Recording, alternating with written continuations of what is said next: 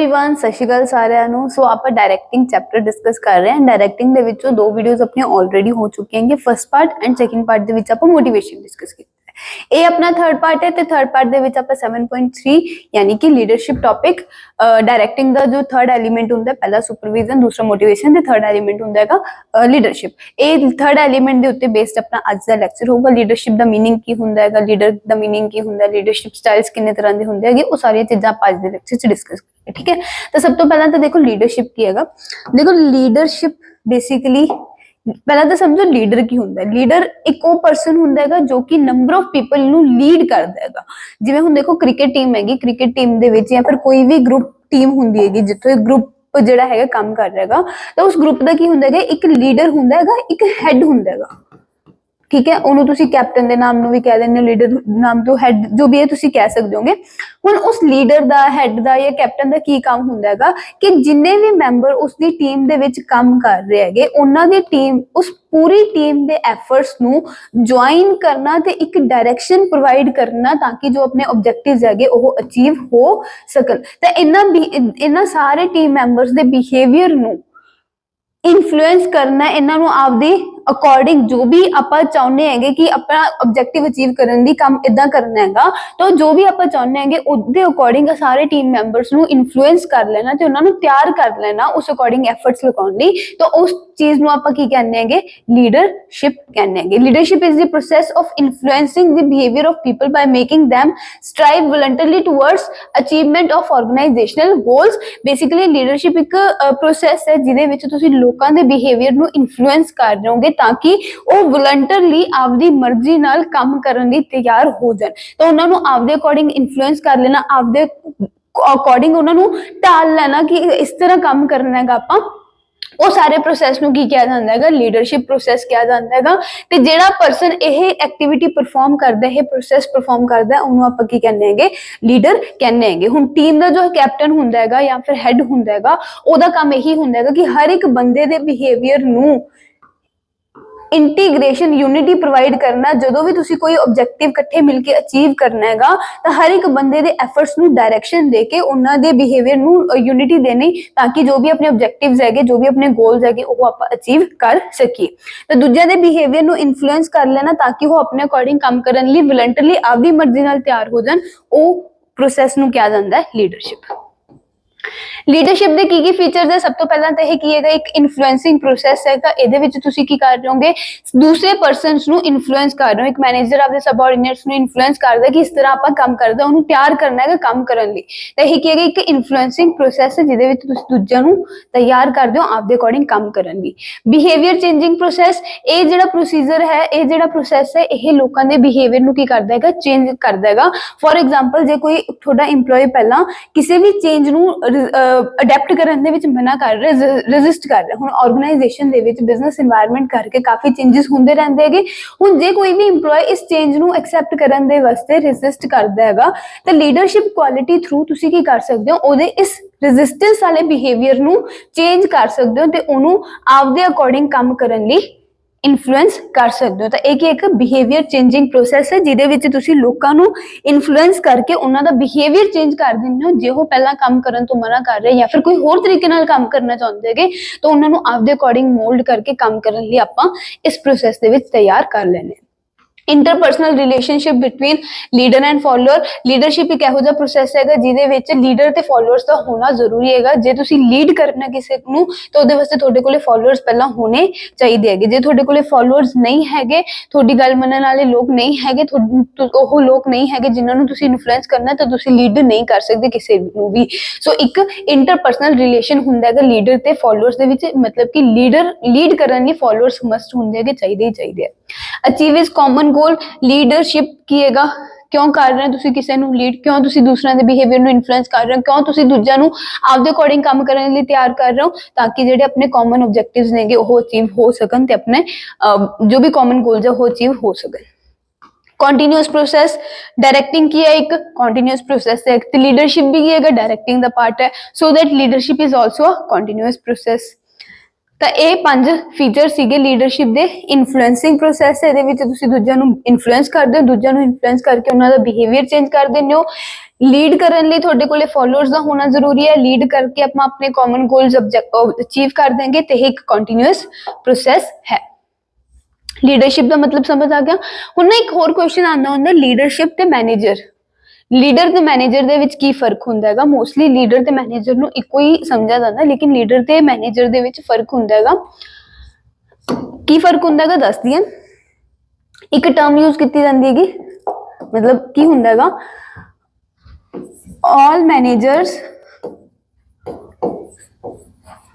are leaders, ਸਾਰੇ managers leaders ਹੁੰਦੇ ਹੈਗੇ, but all leaders are not managers। ਸਾਰੇ ਮੈਨੇਜਰਸ ਲੀਡਰਸ ਹੁੰਦੇ ਆ ਬਟ ਸਾਰੇ ਲੀਡਰਸ ਮੈਨੇਜਰਸ ਨਹੀਂ ਹੁੰਦੇਗੇ।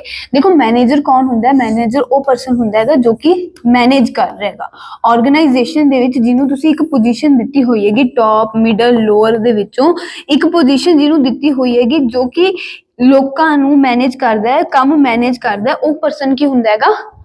ਮੈਨੇਜਰ ਹੁੰਦਾ ਹੈਗਾ। ਹੁਣ ਜੇ ਕੋਈ ਵੀ ਟੌਪ ਮਿਡਲ ਲੈਵਲ ਤੇ ਡਿਪਾਰਟਮੈਂਟਲ ਹੈਡ ਜੋ ਹੈ, ਆਪਾਂ ਪ੍ਰੋਡਕਸ਼ਨ ਡਿਪਾਰਟਮੈਂਟ ਬਣਾਇਆ ਹੋਏਗਾ, ਉਹ ਪ੍ਰੋਡਕਸ਼ਨ ਡਿਪਾਰਟਮੈਂਟ ਦਾ ਜੋ ਹੈਡ ਹੈਗਾ ਉਹ ਪੂਰੇ ਡਿਪਾਰਟਮੈਂਟ ਨੂੰ ਲੀਡ ਕਰੂਗਾ। ਜਿੰਨੇ ਵੀ ਇਸ ਡਿਪਾਰਟਮੈਂਟ ਦੇ ਵਿੱਚ ਕੰਮ ਕਰਨ ਵਾਲੇ ਬੰਦੇ ਹੋਣਗੇ ਉਹਨਾਂ ਨੂੰ ਕੀ ਕਰੂਗਾ?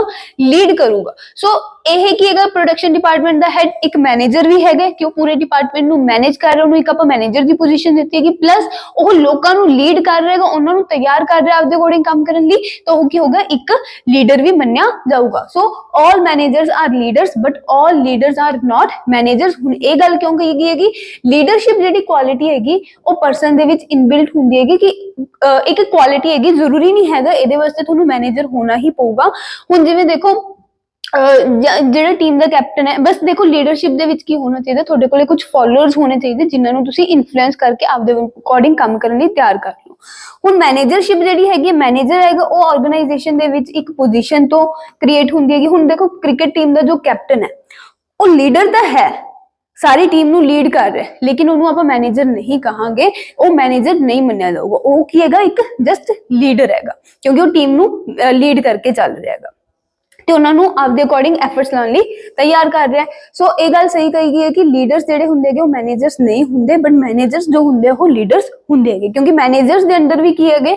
EMPLOYEES ਕੰਮ ਕਰਦੇ, ਸਬऑर्डिनेट्स ਕੰਮ ਕਰਦੇ, ਮੈਨੇਜਰਸ ਵੀ ਉਹਨਾਂ ਨੂੰ ਕੀ ਕਰਦੇ ਹੈਗੇ?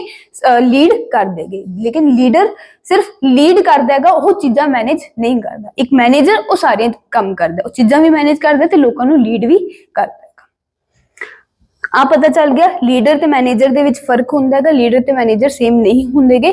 ਲੀਡਰ ਜੋ ਹੈ ਉਹ ਇੱਕ ਪਾਰਟ ਹੈਗਾ ਮੈਨੇਜਮੈਂਟ ਦਾ। ਮੈਨੇਜਮੈਂਟ ਇੱਕ ਵਾਈਡਰ ਕੰਸੈਪਟ ਹੈਗਾ। ਹੁਣ ਮੈਨੇਜਰ ਨੇ ਤਾਂ ਪੂਰੀ ਮੈਨੇਜਮੈਂਟ ਕਰਨੀ, ਪਲੈਨਿੰਗ, ਆਰਗੇਨਾਈਜ਼ਿੰਗ, ਸਾਰਾ ਕੁਝ ਕਰਨਾ ਹੈ। ਲੀਡਰ ਜੋ ਹੈ, ਲੀਡਰਸ਼ਿਪ ਜੋ ਹੈ ਉਹ ਡਾਇਰੈਕਟਿੰਗ ਦਾ ਇੱਕ ਐਲੀਮੈਂਟ ਹੈ। ਡਾਇਰੈਕਟਿੰਗ ਕੀ ਹੈਗਾ? ਮੈਨੇਜਮੈਂਟ ਦਾ ਇੱਕ ਫੰਕਸ਼ਨ ਹੈ।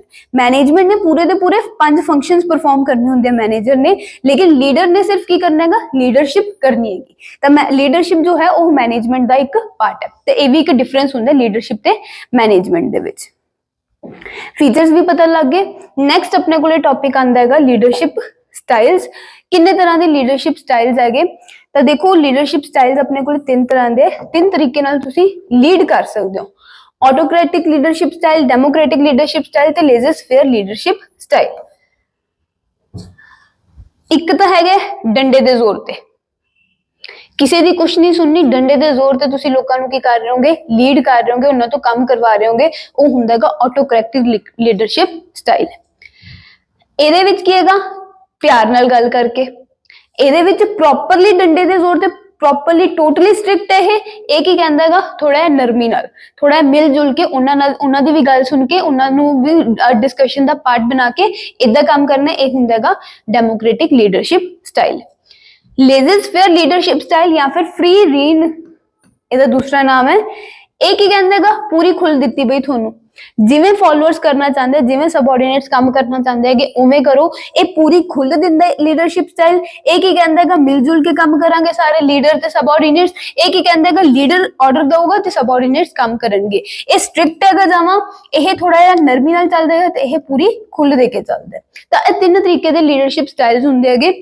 Autocratic leadership style, democratic leadership style ते laissez faire leadership style. One by one करके इन्हां दे फीचर, एडवांटेज ते डिसएडवांटेज आपां डिस्कस करदे हां। सब तो पहला है ऑटोक्रेटिक लीडरशिप स्टाइल। हुण ऑटोक्रेटिक लीडरशिप स्टाइल दा फीचर की हैगा? Centralised authority. सेंट्रलाइज अथॉरिटी का मतलब पता ना, आप प्रिंसिपल पढ़ा सी सेंट्रलाइजेशन ते डिसेंट्रलाइजेशन, ਉਹਦੇ ਵਿੱਚ ਵੀ ਆਪਾਂ सेंट्रलाइज अथॉरिटी ਦਾ मतलब समझा सी। ਕੀ मतलब ਹੁੰਦਾਗਾ ਕਿ ਜਦੋਂ ਸਾਰੀ ਪਾਵਰ ਜੋ ਹੈ ਉਹ ਇੱਕੋ ਹੀ ਜਗ੍ਹਾ ਤੇ ਇੱਕੋ ਹੀ ਬੰਦੇ ਕੋਲੇ ਹੁੰਦੀ ਹੈਗੀ ਤਾਂ ਉਹਨੂੰ ਆਪਾਂ ਕੀ ਕਹਿੰਦੇ ਹੈਗੇ? Centralised authority. ਤਾਂ ਆਟੋਕ੍ਰੈਟਿਕ ਡੈਮੋਕ੍ਰੇਟ ਲੀਡਰਸ਼ਿਪ ਸਟਾਈਲ ਦੇ ਵਿੱਚ ਕੀ ਹੈਗਾ? ਸਾਰੀ ਦੀ ਸਾਰੀ ਪਾਵਰ, ਡਿਸੀਜਨ ਮੇਕਿੰਗ ਪਾਵਰ ਕਿਹਦੇ ਕੋਲੇ ਹੈਗੀ? ਲੀਡਰ ਕੋਲੇ ਹੈਗੇ। ਲੀਡਰ ਆਪਦੇ ਸਬਆਰਡੀਨੇਟਸ ਤੋਂ ਨਾ ਤਾਂ ਸਲਾਹ ਲੈਂਦਾ, ਨਾ ਉਹਨਾਂ ਤੋਂ ਕੁਝ ਪੁੱਛਦਾ ਹੈਗਾ, ਉਹਨਾਂ ਨੂੰ ਜਸਟ ਕੀ ਦੱਸਦਾ ਹੈਗਾ? ਆਪਦਾ ਡਿਸੀਜਨ ਦੱਸਦਾ ਹੈਗਾ ਤੇ ਸਬਆਰਡੀਨੇਟਸ ਨੇ ਉਹਦੇ ਡਿਸੀਜਨ ਤੇ ਉੱਤੇ ਕੀ ਕਰਨਾ ਹੁੰਦਾ? ਕੰਮ ਕਰਨਾ ਹੁੰਦਾ। ਤਾਂ ਇੱਥੇ ਕੀ ਹੈਗਾ? ਸੈਂਟਰਲਾਈਜ਼ਡ ਅਥਾਰਟੀ, ਯਾਨੀ ਕਿ ਸਾਰੀ ਪਾਵਰ ਕਿਹਦੇ ਹੱਥ 'ਚ ਹੁੰਦੀ ਹੈਗੀ? ਲੀਡਰ ਕੋਲੇ ਹੁੰਦੀ ਹੈਗੀ। ਇੰਪਲੋਇਜ਼ ਨੇ ਜਸਟ ਲੀਡਰ ਦਾ ਆਰਡਰ ਫॉलो ਕਰਨਾ ਹੁੰਦਾ ਹੈ। ਸਿੰਗਲ ਮੈਨ ਡਿਸੀजन, ਸਾਰੀ ਪਾਵਰ ਲੀਡਰ ਦੇ ਹੱਥ ਹੈ ਤੇ ਜਿੰਨੇ ਵੀ ਡਿਸੀजन ਹੈ ਉਹ ਕੌਣ ਲਊਗਾ? ਲੀਡਰ ਹੀ ਲਊਗਾ। ਇੰਪਲੋਇਜ਼ ਨਾਲ ਕੋਈ ਵੀ ਸਲਾਹ ਨਹੀਂ ਕੀਤੀ ਜਾਂਦੀ। Wrong belief regarding employees. ਹੁਣ ਇਸ ਤਰ੍ਹਾਂ ਦੇ ਲੀਡਰਸ਼ਿਪ ਸਟਾਈਲ ਦੇ ਵਿੱਚ ਸਾਰੀ ਪਾਵਰ ਲੀਡਰ ਦੇ ਹੱਥ 'ਚ ਕਿਉਂ ਹੁੰਦੀ ਹੈਗੀ? ਕਿਉਂ ਨਹੀਂ ਉਹ ਆਪਦੇ ਇੰਪਲੋਇਜ਼ ਤੋਂ ਪੁੱਛਣਾ ਪਸੰਦ ਕਰਦਾ? ਕਿਉਂਕਿ ਇਸ ਤਰ੍ਹਾਂ ਦੇ ਲੀਡਰਸ਼ਿਪ ਸਟਾਈਲ ਦੇ ਵਿੱਚ ਜਿਹੜਾ ਲੀਡਰ ਹੁੰਦਾ ਹੈਗਾ ਉਹ ਆਪਦੇ ਇੰਪਲੋਇਜ਼ ਤੇ ਵਿਸ਼ਵਾਸ ਨਹੀਂ ਕਰਦਾ ਕਿ ਇਹ ਡਿਸੀजनਸ ਵਧੀਆ ਲੈ ਪਾਣਗੇ, ਕੰਮ ਕਰ ਪਾਣਗੇ। ਤਾਂ ਉਹ ਵਿਸ਼ਵਾਸ ਨਹੀਂ ਕਰਦਾ ਤਾਂ ਉਹ ਡੰਡੇ ਦੇ ਜ਼ੋਰ ਤੇ ਆਪਦੇ ਇੰਪਲੋਇਜ਼ ਤੋਂ ਕੰਮ ਕਰਵਾਉਣਾ ਚਾਹੁੰਦਾ ਹੈਗਾ। ਸੋ ਰੋਂਗ ਬਿਲੀਫ ਰਿਗਾਰਡਿੰਗ ਇੰਪਲੋਇਜ਼ ਇਸ ਤਰ੍ਹਾਂ ਦੇ ਲੀਡਰਸ਼ਿਪ ਸਟਾਈਲ ਦੇ ਵਿੱਚ ਹੁੰਦਾ ਹੈ। Only downward communication. ਹੁਣ ਇਹਦੇ ਵਿੱਚ ਕੀ ਹੋ ਰਿਹਾ? ਆ ਲੀਡਰ ਹੈ, ਆ ਸਬਆਰਡੀਨੇਟਸ ਹੈ। ਲੀਡਰ ਜਸਟ ਸਬਆਰਡੀਨੇਟਸ ਨੂੰ ਕੀ ਕਰ ਰਿਹਾ ਹੈਗਾ? ਆਰਡਰਸ ਦੇ ਰਿਹਾ ਹੈਗਾ ਤੇ ਜੋ ਵੀ ਸੁਜੈਸ਼ਨ ਸਬਆਰਡੀਨੇਟਸ ਵਗੈਰਾ ਦੇ ਹੈਗੇ ਉਹ ਨਹੀਂ ਲੈਂਦਾ। ਤੇ ਇਹਦੇ ਵਿੱਚ ਕਮਿਊਨੀਕੇਸ਼ਨ ਕੀ ਹੁੰਦੀ ਹੈਗੀ? ਹਮੇਸ਼ਾ ਡਾਊਨਵਰਡ ਹੁੰਦੀ ਹੈ, ਯਾਨੀ ਕਿ ਲੀਡਰ ਟੂ ਸਬਆਰਡੀਨੇਟ ਕਮਿਊਨੀਕੇਸ਼ਨ ਹੋਊਗੀ। ਸਬਆਰਡੀਨੇਟ ਟੂ ਲੀਡਰ ਜੋ ਵੀ ਸੁਜੈਸ਼ਨਸ ਵਗੈਰਾ ਹੈਗੇ ਉਹ ਨਹੀਂ ਮੰਗੇ ਜਾਂਦੇ ਤੇ ਉਹਨਾਂ ਉੱਤੇ ਕੰਮ ਵੀ ਨਹੀਂ ਕੀਤਾ ਜਾਂਦਾ। ਤਾਂ ਇਹ ਸੀਗੇ features of autocratic leadership style. समझ आ गए? एडवांटेजेस की नेगे? हुन क्विक एंड क्लियर डिसीजन। इको बंदे दे कोले सारी पावर है, उन्हें डिसीजन लेने ते डिसीजन मेकिंग की होगी? फास्ट होगी। Satisfactory work. हुन ਇਹਦੇ ਵਿੱਚ ਕੀ ਹੈਗਾ? ਲੀਡਰ ਜੋ ਹੈ ਆਪਦੇ ਡਿਸੀਜਨ ਨੂੰ ਜਿਵੇਂ ਵੀ ਇੰਪਲੀਮੈਂਟ ਕਰਵਾਉਣਾ ਚਾਹੁੰਦਾ ਹੈ, ਜਿਵੇਂ ਵੀ ਕੰਮ ਕਰਵਾਉਣਾ ਚਾਹੁੰਦਾ ਹੈ ਉਹ ਇੰਪਲੋਇਜ਼ ਤੋਂ ਡੰਡੇ ਦੇ ਜ਼ੋਰ ਤੇ ਕਰਵਾ ਸਕਦਾ ਹੈਗਾ। ਇੰਪਲੋਇਜ਼ ਦੀ ਇੱਥੇ ਨਹੀਂ ਸੁਣੀ ਜਾਊਗੀ। ਤਾਂ ਇਸ ਤਰ੍ਹਾਂ ਦੇ ਸਟਾਈਲ ਦੇ ਵਿੱਚ ਕੰਮ ਥੋੜਾ ਜਿਹਾ ਸੈਟੀਸਫੈਕਟਰੀ ਹੁੰਦਾ ਕਿ ਲੀਡਰ ਆਪਦੇ ਅਕੋਰਡਿੰਗ ਕੰਮ ਕਰਵਾ ਲੈਂਦਾ ਹੈ। Necessary for less educated employees. ਇਹ ਜਿਹੜਾ ਸਟਾਈਲ ਹੈ ਇਹ ਉੱਥੇ ਸੁਈਟੇਬਲ ਹੁੰਦਾ ਹੈਗਾ ਜਿੱਥੇ ਇੰਪਲੋਇਜ਼ ਜੋ ਹੈ ਉਹ ਲੈਸ ਐਜੂਕੇਟਿਡ ਹੁੰਦੇ ਹੈਗੇ, ਅਨਸਕਿਲਡ ਹੁੰਦੇ ਹੈਗੇ, ਉਹਨਾਂ ਕੋਲੇ ਡਿਸੀਜਨਸ ਲੈਣ ਦੀ ਸਮਝ ਨਹੀਂ ਹੁੰਦੀ, ਉਹ ਡਿਸੀਜਨ ਮੇਕਿੰਗ ਨਹੀਂ ਕਰ ਸਕਦੇ, ਉਹਨਾਂ ਕੋਲੇ ਆਪਦੇ ਆਈਡੀਆਜ਼ ਨਹੀਂ ਹੁੰਦੇਗੇ। ਉੱਥੇ ਹੀ ਇਹ ਲੀਡਰਸ਼ਿਪ ਸਟਾਈਲ ਜੋ ਹੈ ਉਹ ਵਰਕ ਕਰ ਸਕਦਾ ਹੈਗਾ। ਤੇ ਇਹ ਕੁਝ ਐਡਵਾਂਟੇजेस ਹੈਗੇ। Disadvantages, lack of motivation. Employee ਨੂੰ ਜਿਹੜਾ ਹੈਗਾ ਅੱਗੇ ਵਧਣ ਦੀ ਇਨੀਸ਼ੀਏਟਿਵ ਨਹੀਂ ਦਿੱਤਾ ਜਾ ਰਿਹਾ, ਓਪਰਚੁਨਿਟੀ ਨਹੀਂ ਦਿੱਤੀ ਜਾ ਰਹੀ, ਉਹਦੇ ਤੇ ਜਸਟ ਆਰਡਰਸ ਥੋਪੇ ਜਾ ਰਹੇ ਕਿ ਇਦਾਂ ਕੰਮ ਕਰਨਾ ਹੈਗਾ, ਤੁਹਾਨੂੰ ਤੁਹਾਡੀ ਗੱਲ ਨਹੀਂ ਸੁਣੀ ਜਾਊਗੀ ਤੇ ਇਹਦੇ ਨਾਲ ਇੰਪਲੋਇਜ਼ ਜੋ ਹੈ ਉਹ ਡੀਮੋਟੀਵੇਟਿਡ ਹੋ ਜਾਂਦੇ ਕਈ ਵਾਰ ਜੇ ਉਹਨਾਂ ਦੇ ਸੁਜੈਸ਼ਨਸ ਆਈਡੀਆਜ਼ ਤੇ ਆਪਾਂ ਨਹੀਂ ਸੁਣਦੇ ਕਿਤਾ। एजुकेशन बाय इंप्लॉयज कई बार रेजिस्ट कर देंगे, मना कर देंगे ऑर्डर्स ਨੂੰ ਫੋਲੋ ਕਰਨ ਵਾਸਤੇ। ਤਾਂ ਇਹ ਵੀ ਕਿਹਦੀ ਡਿਸਐਡਵਾਂਟੇਜ ਹੈ। Possibility of partiality. ਇੱਥੇ ਕੀ ਹੁੰਦਾਗਾ ਸਾਰਾ ਕੁਝ ਡਿਸੀਜਨ ਮੇਕਿੰਗ ਜੋ ਹੈ ਉਹ ਲੀਡਰ ਦੇ ਅਕੋਰਡਿੰਗ ਹੀ ਹੋਊਗੀ ਤੇ ਲੀਡਰ ਨੂੰ ਜਿਹੜਾ ਬੰਦਾ ਵਧੀਆ ਲੱਗਦਾ ਹੋਊਗਾ ਉਹਨੂੰ ਹੋ ਸਕਦਾ ਲੀਡਰ ਘੱਟ ਕੰਮ ਦੇਵੇ, ਜਿਹਦੇ ਨਾਲ ਲੀਡਰ ਦੀ ਨਹੀਂ ਬਣਦੀਗੀ ਉਹਨੂੰ ਲੀਡਰ ਵੱਧ ਕੰਮ ਦੇਵੇ। ਤੇ ਇਦਾਂ ਦੀ ਕੁਝ ਪੋਸਿਬਿਲਿਟੀਜ਼ ਅਰਾਈਜ਼ ਹੋ ਸਕਦੀਆਂ ਹੈਗੀਆਂ ਇਸ ਤਰ੍ਹਾਂ ਦੇ ਲੀਡਰਸ਼ਿਪ ਸਟਾਈਲ ਦੇ ਵਿੱਚ। ਫੀਚਰ, ਐਡਵਾਂਟੇਜ, ਡਿਸਐਡਵਾਂਟੇਜ क्लियर हो गए की ਹੁੰਦੇਗੇ। ऑटोक्रेटिक ਦਾ ਮਤਲਬ ਸਮਝ ਆ ਗਿਆ ਕਿ ਸਟ੍ਰਿਕਟ ਹੁੰਦਾ ਹੈ ਇਹ ਲੀਡਰਸ਼ਿਪ ਸਟਾਈਲ। ਇਹਦੇ ਵਿੱਚ ਆਪਾਂ EMPLOYEES ਦੇ ਸੁਜੈਸ਼ਨ ਨੂੰ ਨਹੀਂ ਸੁਣਦੇ, ਜਸਟ ਉਹਨਾਂ ਨੂੰ ਕੀ ਦਿੰਦੇ ਹੈਗੇ, ਆਰਡਰ ਦਿੰਦੇ ਹੈਗੇ, ਡੰਡੇ ਦੇ ਜ਼ੋਰ ਤੇ ਜਿਹੜਾ ਕੰਮ ਕਰਾਇਆ ਜਾਂਦਾ ਹੈਗਾ ਉਹ ਹੁੰਦਾ ਹੈਗਾ autocratic leadership style. Next is democratic leadership style. ਇਹਦੇ ਵਿੱਚ ਕੀ ਹੁੰਦਾਗਾ, ਕੋਆਪਰੇਟਿਵ ਰਿਲੇਸ਼ਨਸ। ਹੁਣ ਇਹਦੇ ਵਿੱਚ ਕੀ ਹੁੰਦਾਗਾ ਆਪਾਂ ਪੜ੍ਹ ਲਿਆਗਾ, ਡੰਡੇ ਦੇ ਜ਼ੋਰ ਤੇ ਨਹੀਂ ਚੱਲਦਾ। ਲੀਡਰ ਕੀ ਕਰ ਦੇਗਾ, ਸਬਆਰਡੀਨੇਟਸ ਤੋਂ ਜਿਹੜੇ ਉਹਦੇ ਸਬਆਰਡੀਨੇਟਸ ਹੈਗੇ ਉਹਦੇ ਤੋਂ ਕੀ ਕਰ ਦੇਗਾ, ਸੁਜੈਸ਼ਨਸ ਰਿਸੀਵ ਕਰਦਾ ਕਿ ਉਹਨਾਂ ਨੂੰ ਖੁੱਲੀ ਛੁੱਟ ਦਿੰਦਾ ਹੈਗਾ ਕਿ ਜੋ ਤੁਹਾਡੇ ਆਈਡੀਆਜ਼ ਹੈ, ਜੋ ਤੁਹਾਡੇ ਥਾਟਸ ਹੈ, ਜੋ ਤੁਹਾਡੇ ਸੁਜੈਸ਼ਨਸ ਹੈਗੇ ਉਹ ਲੈ ਕੇ ਆਓ, ਆਪਾਂ ਉਹਨਾਂ ਤੇ ਵੀ ਕੰਮ ਕਰਾਂਗੇ। ਤਾਂ ਇਹਦੇ ਵਿੱਚ ਕੀ ਹੁੰਦਾਗਾ, ਕੋਆਪਰੇਟਿਵ ਰਿਲੇਸ਼ਨ। ਜਦੋਂ ਤੁਸੀਂ ਆਪਦੇ EMPLOYEES ਦੇ ਸੁਜੈਸ਼ਨ, ਆਪਦੇ EMPLOYEES ਦੇ ਥਾਟਸ, ਆਈਡੀਆਜ਼ ਦੇ ਉੱਤੇ ਕੰਮ ਕਰ ਰਹੇ ਹੋਗੇ ਤਾਂ ਉਹ ਕੰਮ ਦੇ ਵਿੱਚ ਤੁਹਾਨੂੰ ਕੀ ਕਰਨਗੇ, ਕੋਆਪਰੇਟ ਕਰਨਗੇ, ਸਹਿਯੋਗ ਦੇਣਗੇ। ਤਾਂ ਇਸ ਤਰ੍ਹਾਂ ਦੇ ਸਟਾਈਲ ਦੇ ਵਿੱਚ ਲੀਡਰ ਤੇ ਸਬਆਰਡੀਨੇਟਸ ਦੇ ਵਿੱਚ ਕੋਆਪਰੇਟਿਵ ਰਿਲੇਸ਼ਨਸ ਵੀ ਹੁੰਦੇ ਹੈਗੇ। ਬਿਲੀਫ ਇਨ EMPLOYEES। ਤੁਸੀਂ ਆਪਦੇ EMPLOYEES ਦੇ ਸੁਜੈਸ਼ਨਸ ਕਿਉਂ ਰਿਸੀਵ ਕਰ ਰਹੇ ਹੋ, ਕਿਉਂਕਿ ਤੁਹਾਨੂੰ ਆਪਦੇ EMPLOYEES ਤੇ ਵਿਸ਼ਵਾਸ ਹੈ ਕਿ ਹਾਂ ਉਹ ਵੀ ਵਧੀਆ ਸੁਜੈਸ਼ਨਸ ਲੈ ਕੇ ਆ ਸਕਦੇ, ਵਧੀਆ ਆਈਡੀਆਜ਼ ਦੇ ਸਕਦੇ ਆ। ਸੋ ਬਿਲੀਫ ਇਨ EMPLOYEES। ओपन कम्युनिकेशन, ਪਿਛਲੇ ਵਾਲੇ ਚ ਕੀ ਸੀਗੀ ਸਿਰਫ ਡਾਊਨਵਰਡ ਕਮਿਊਨੀਕੇਸ਼ਨ, ਇਹਦੇ ਵਿੱਚ ਕੀ ਹੁੰਦੀ ਹੈ ਕਿ ਓਪਨ ਕਮਿਊਨੀਕੇਸ਼ਨ ਹੁੰਦੀ ਹੈ ਕਿ ਕੋਈ ਵੀ ਕਿਵੇਂ ਵੀ ਕਮਿਊਨੀਕੇਟ ਕਰ ਸਕਦਾ ਹੈਗਾ, ਲੀਡਰ ਸਬਆਰਡੀਨੇਟਸ ਨਾਲ ਵੀ ਕਰ ਸਕਦੇ, ਸਬਆਰਡੀਨੇਟਸ ਲੀਡਰ ਨੂੰ ਵੀ ਸੁਜੈਸ਼ਨਸ ਦੇ ਸਕਦੇ ਹੈਗੇ। ਠੀਕ ਹੈ, ਫੀਚਰ ਸਮਝ ਆ ਗਏ। High moral advantages, high moral ਜਦੋਂ EMPLOYEES खुद तो डिसीजन ਲੈਣਗੇ, ਉਹਨਾਂ ਡਿਸੀਜਨਸ ਨੂੰ ਇੰਪਲੀਮੈਂਟ ਕਰਨਗੇ ਤੇ ਉਹ ਡਿਸੀਜਨ ਜੇ ਵਧੀਆ ਰਿਜ਼ਲਟ ਦਿੰਦੇ ਹੈਗੇ ਤਾਂ ਉਹਦੇ ਨਾਲ ਉਹਨਾਂ ਦਾ ਮੋਰਲ ਕੀ ਹੋਊਗਾ, ਇਨਕਰੀਜ਼ ਹੋ ਜਾਊਗਾ, ਉਹਨਾਂ ਦੀ ਮੋਟੀਵੇਸ਼ਨ ਇਨਕਰੀਜ਼ ਹੋ ਜਾਊਗੀ। Creation of more efficiency and productivity, ਜਦੋਂ ਦੇਖੋ EMPLOYEES खुद ਡਿਸੀਜਨਸ ਲੈਣਗੇ, ਉਹਨਾਂ ਨੂੰ ਵਧੀਆ ਤਰੀਕੇ ਨਾਲ ਇੰਪਲੀਮੈਂਟ ਕਰਨਗੇ, ਸਹਿਯੋਗ ਕਰਨਗੇ, ਕੋਆਪਰੇਟ ਕਰਨਗੇ ਤੁਹਾਨੂੰ ਕੰਮ ਦੇ ਵਿੱਚ, ਤਾਂ ਉਹਦੇ ਨਾਲ ਕੀ ਹੋਊਗਾ, ਆਪਣੀ ਐਫੀਸ਼ੀਐਂਸੀ ਤੇ ਆਪਣੀ ਪ੍ਰੋਡਕਟਿਵਿਟੀ ਵੀ ਵੱਧ ਜੂਗੀ ਕੰਮ ਕਰਨ ਦੇ ਵਿੱਚ। ਜੇ EMPLOYEES ਰੈਜ਼ਿਸਟ ਕਰ ਰਹੇ ਹੈਗੇ ਕੰਮ ਕਰਨ ਤੋਂ, ਤਾਂ ਉੱਥੇ ਆਪਣੀ ਐਫੀਸ਼ੀਐਂਸੀ ਘਟਦੀ ਹੈਗੀ। Availability of sufficient time for constructive work, ਹੁਣ ਇੱਥੇ ਕੀ ਹੈਗਾ, ਤੁਸੀਂ ਸਾਰੇ ਮਿਲ ਜੁਲ ਕੇ ਡਿਸੀਜਨ ਮੇਕਿੰਗ ਕਰ ਰਹੇ ਹੋਗੇ, ਸਾਰੇ ਲੀਡਰ ਹੋ ਗਿਆ, ਸਾਰੇ ਸਬਆਰਡੀਨੇਟਸ ਮਿਲ ਜੁਲ ਕੇ ਇੱਕ ਡਿਸੀਜਨ ਫਾਰਮ ਕਰ ਰਹੇ ਹੋਗੇ, ਤੇ ਇਹਦੇ ਨਾਲ ਕਿਤੇ ਨਾ ਕਿਤੇ EMPLOYEES ਦੀ ਕੀ ਹੋਗੀ, ਇੰਪਰੂਵਮੈਂਟ ਹੋਗੀ, ਉਹਨਾਂ ਦੀ ਐਫੀਸ਼ੀਐਂਸੀ ਵੱਧ ਜੂਗੀ, ਪ੍ਰੋਡਕਟਿਵਿਟੀ ਵੱਧ ਜੂਗੀ, ਲੀਡਰ ਨੂੰ ਵੀ ਥੋੜਾ ਜਿਹਾ ਟਾਈਮ ਮਿਲੂਗਾ ਕਿ ਉਹ ਕੰਸਟਰਕਟਿਵ ਤੇ ਪ੍ਰੋਡਕਟਿਵ ਕੰਮ ਕਰ ਸਕੇ, ਆਰਗੇਨਾਈਜੇਸ਼ਨ ਦੀ ਗਰੋਥ ਬਾਰੇ, ਆਪਣੇ ਡਿਪਾਰਟਮੈਂਟ ਬਾਰੇ ਹੋਰ ਜ਼ਿਆਦਾ ਸੋਚ ਸਕੇ।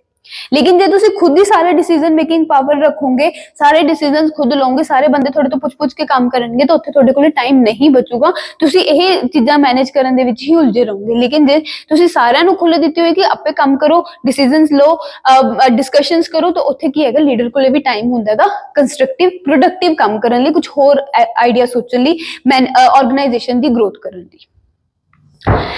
Disadvantages, requirement of educated subordinates, हुण जे तुसी ये लीडरशिप स्टाइल फॉलो करना हैगा तो ਉਹਦੇ ਲਈ ਤੁਹਾਨੂੰ ਕੀ ਚਾਹੀਦੇ ਹੈਗੇ, पढ़े लिखे सबऑर्डिनेट्स ਚਾਹੀਦੇ ਨੇ।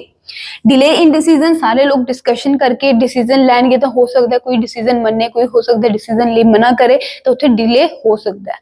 Lack of responsibility in managers, ਇੱਥੇ ਕੀ ਹੋਊਗਾ, ਜਦੋਂ ਤੁਸੀਂ EMPLOYEES ਨੂੰ ਕਹਤਾ ਕਿ ਸਜੈਸ਼ਨਸ ਲੈ ਕੇ ਆਓ, ਹੋ ਸਕਦਾ ਹੈ ਕਿ ਮੈਨੇਜਰ ਜਿਹੜਾ ਹੈਗਾ ਉਹ ਟੋਟਲੀ ਡਿਪੈਂਡ ਹੋ ਜੇ ਆਪਦੇ ਸਬਆਰਡੀਨੇਟਸ ਤੇ, ਕਿ ਜਦੋਂ ਉਹ ਆਈਡੀਆ ਲੈ ਕੇ ਆਣਗੇ ਆਪਾਂ ਉਦੋਂ ਹੀ ਕੰਮ ਕਰਾਂਗੇ ਤੇ ਖੁਦ ਆਪਦੀ ਰਿਸਪੌਂਸਿਬਿਲਿਟੀ ਜੋ ਹੈ ਉਹ ਫੁਲਫਿਲ ਨਾ ਕਰੇ, ਤਾਂ ਇਹ ਫੀਲਿੰਗ ਮੈਨੇਜਰ ਦੇ ਵਿੱਚ ਕ੍ਰੀਏਟ ਹੋ ਸਕਦੀ ਹੈਗੀ।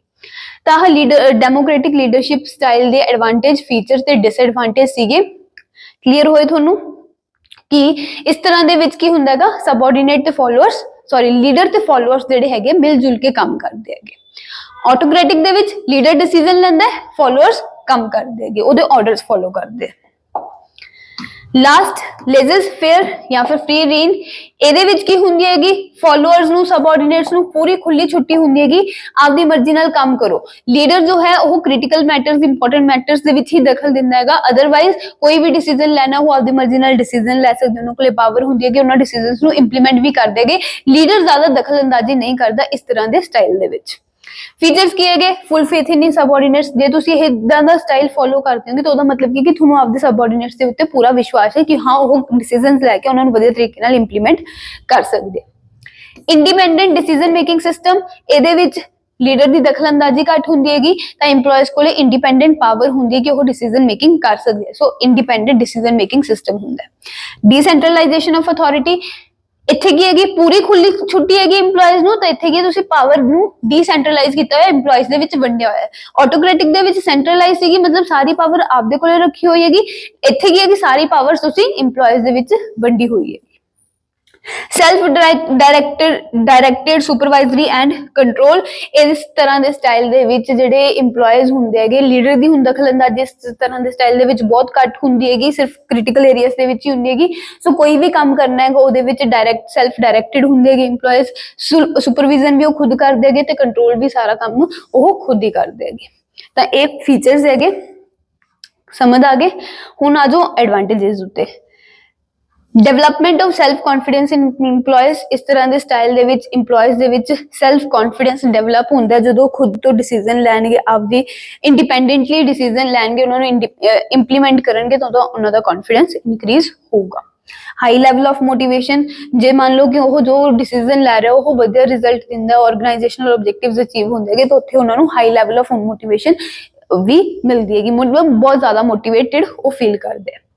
Helpful in development and extension of enterprise, same ਇਹ ਪੁਆਇੰਟ ਆਪਾਂ ਪਿੱਛੇ ਵੀ ਪੜਿਆਗਾ। ਹੁਣ ਦੇਖੋ ਲੀਡਰ ਨੇ ਸਾਰਾ ਕੁਝ ਕੀ ਕਹਤਾ, ਤੁਸੀਂ ਆਪਦੀ ਮਰਜ਼ੀ ਨਾਲ ਕਰੋ, ਡਿਸੀਜਨ ਮੇਕਿੰਗ ਪਾਵਰ ਹੈਗੀ ਤੁਹਾਡੇ ਕੋਲ, ਫੁੱਲੀ ਕੰਮ ਕਰੋ ਜਿਵੇਂ ਤੁਹਾਨੂੰ ਠੀਕ ਲੱਗਦਾ ਹੈਗਾ।